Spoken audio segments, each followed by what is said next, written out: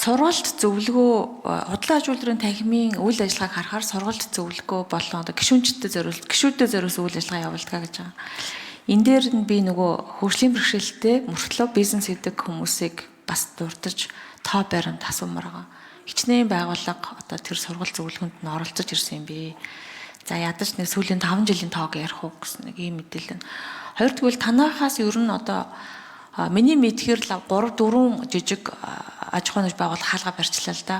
Тэгээ дандаа одоо аль болохоор иргэдэд эрүүл хоол өгдөг, зөв сайныг үйлчлэх гэж оролддог хэд хэдэн хоолны газар л хаалга барьсан. Тэгэхээр ер нь энэ дампуурж байгаа бизнесийг аврах ямар төлөвлөгөө байдаг юм бэ? Тийм юм байдгүй одоо эрсдлийн ч юм уу те дампуурж байгаа гэж хэлж болох уу те? Авардаг төлөвлөгөө нь юу вэ? Танаа дээр хандах юм уу? Тэр хүмүүс ингээд аргаа барахаар хаана очих вэ гэдэг асуулт байна. Гуравдугаарт нь топ зүгийнхаа шалгуур үзүүлэлтийг нэг задлж өгөөч. Юу багтаж ордгийг нь топ зүг одоо шалгаруулт юм бэ. За дөрөвт нь орон нутагт бизнесээ эхэлж байгаа хүмүүст яаж тусалдаг вэ? Тэдний хувьд ер нь ямар хамгаалалт үйлчлэгээ байд юм бэ гэсэн асуудлаар мэдээлэл авъя. За худалдаа аж үйлдвэрийн танхимаас хариулъя. Хэн хариулах вэ? За эндрийн 4-р микрофон. За та бүхэнд өнөөдрийн мэндийг хүргэе. Худалдаа аж үйлдвэрийн танхимын зөвлөх саранд аваа. За нэлээд олон одоо топ 100 гэдээ дурдчихлаа. Тэгэхээр Монгол улсын бизнесийг л гадаад улсын зах зээл рүү холбогч байгаа, тэдрийг дэмжин урамшуулж байгаа танхимын үндсэн 2 функцийн нэг байдаг. Тэр функцийг л үйл ажиллагаанд нэвтрүүлж байгаа. Шалгуур үзүүлэлтийн тухай татвар, нийгмийн даатгал, ажиллагчдын тоо, ашиг, эзний өмч гэсэн энэ 5 үзүүлэлтүүдийг хувийн жингээр нь жинлээд 30-30-20-20-20 буюу татвар төлж байгаа ажлын байр бий болгож байгаа гэсэн 2 үндсэн үзүүлэлтийн нь бол 30-30% өгөөд ингээд жинлээд явж байгаа. Энэ бол олон улсын форчун буюу олон улсад томоохон компаниудтай ингэж олгодог энэ шалгуур үзүүлэлтийн дагуу адилхан юм дивжин дээр гаргаж ийна л гэж ойлгох хэрэгтэй дэмжих чиглэлээр. Нөгөө талаар орон нутагт 21 салбар танхимуудаараа дамжуулаад төрөө хэлсэн танхимын 60 гаруй үйлчлэгээр жижиг дунд үйлдвэрлэлийг боожуулах, хамгаалах, дэмжих B2B арга хэмжээнүүдийг олон талт арга хэмжээнүүдийг бол зохион байгуулдаг. За саранчлан гүшин тодруулъя. Тийм, топ 100 шалгаруулалтын ойлголоо. Гэхдээ ер нь бол олон улсын нөгөө доктортой хөгжүүлэлийг дэмжсэн ч гэдэг юм уу те. Энэ олон улсын гэрээ конвенцэд заасан бизнес, том жижиг бизнес тусгаж байгаа шалгуур үзүүлэлтүүд чинь энд ордгоо мó гэдгийг тодруулмаар байгаа. За хоёрт гэвэл бойжуулдаг, дэмждэг гэж юм. Тэгээд хичнээн аж ахуйн нэгж байгууллага дэмжиж бойжуулсан бэ. Хичнээн байгууллага дампуурхаас аварсан бэ. Гуравт би орон нутагт бизнес хийж эхэлж байгаа хүмүүст ямар үйлчлэг байд юм бэ гэж тодруулах гэдэг юм л та. Тэрийг хариулт өгөөч. За ажлын хэсэг 4-р микрофон.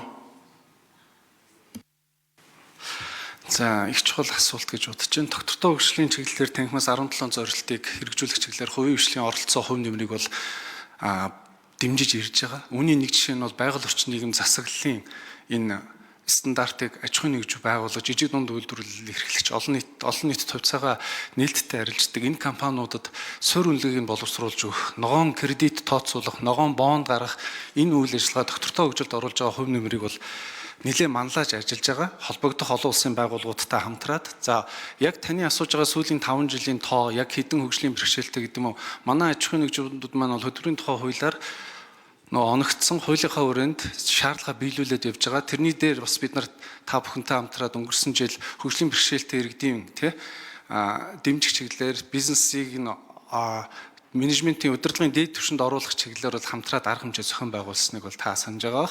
За энэ нарийн тоог бол би танд дараа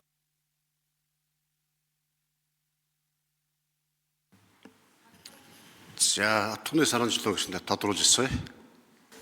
За доктортой хөгжүүлэлийн талаар мэдээлэл авлаа. Байгаль орчин гэдэг юм байна. За би нэг жишээ хэлэх гэсэн юм аа. Нэгэнт хууль эрхцэн асуудал орчныг сайжруулж байгаа бол нэг мөсөн л юм хэмээр байгаа. За юу хүндгээд байгаа гэхээр бид нар одоо байгаль дээлтэй утаа гаргадаггүй дэмжих хэрэгтэй байгаа тий. За тэгэхээр утаа нүүрс төлөхгүй гэд одоо аялал жуулчлалын юм уу нэг резорт ажилтдаг байгууллага байлаа. Тог захиргаанаар ажиллаа явахад тэнд юу н ямар хөнгөлөлт тэдгэрийг одоо энэ байгаль орчин дээлтэй байсныхын төлөө ямар бодлого барих юм, ямар хөнгөлөлт юм уу эсвэл ямар одоо зохицуулт байх юм. Энэ дэр танах ямар одоо бодлогын баримтч гэдэг юм уу юу гаргасан бэ? За тэгээд дампуурж байгаа бизнес ер нь дампуурах гэж байгаа бизнес танад очиод даврагддаг ч юм уу нэг ийм инкубатор бол байд юм байж. За тэгвэл бүр балраад байгаа газрууд одоо яг хаанаас тусламж хандах вэ гэдгийг дахиад хариулаад өгөөч. Маш олон байгууллагууд одоо дампуурж байгаа болохоор. За хас суурийн гавь гишүүн хууль санаагч хариулъя.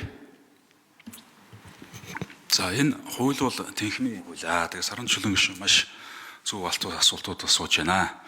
Гэхдээ бидний сая саран чулуун гишүүн болон зарим гишүүдэд асууж байгаа асуулт нь бид нар өөрсдөө хариулах хэрэгтэй. Яаж одоо энэ ногоон хөгжлийг дэмжих гээд байгаа? Яаж одоо тэр утаагүй бизнесийг дэмжих гээд байгаа? Энэ дампуурлын хууль одоо жишээл одоо улсын их хурал дээр ирээд 20 жил болж байна. Одоо батлагдаагүй л байна. Дампуурч байгаа жуунууч тэр хууль батлагдчихэж тэр процесс нь хялбар болгох. За одоо дампуурч байгаа бол одоо яадаг гэдэг нөгөө процессыг хийх асуудал өнөөдөр их хурал дээр л гацсан байж байгаа шүү дээ. Тэгээ бид нар өөрсдөө энэ ажлуудаа хийхгүй бол тэнхэм гээд ганц байгууллага одоо жишээл хувийн хвшилтэй холбоотой бүх бодлогыг бариад явна гэж бол байхгүй. Гэхдээ энэ дөр бол бүх бодлогын дээр оролцоод явах хэрэгтэй. Гэхдээ тэр бидний өөрсдийн хийх ёстой гэрийн даалгавар байхгүй. Тэр төсөө батлахтаа яаж баталж байгаа, хөгжлийн төлөвөө батлахтаа яаж батал. За Бадам дуржийн Пунсалмаа гишүүн асуултаа асууя.